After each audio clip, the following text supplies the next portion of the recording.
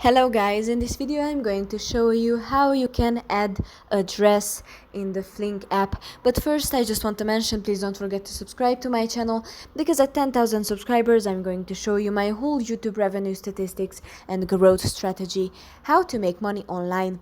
So let's jump into it. Open the Flink app.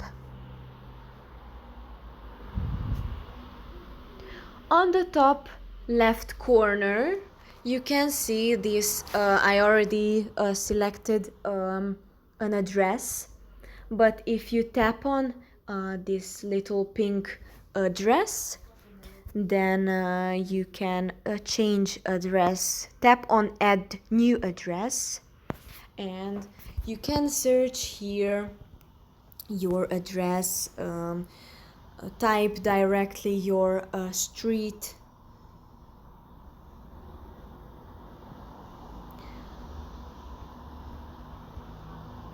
You can write a note for this address where they can find you.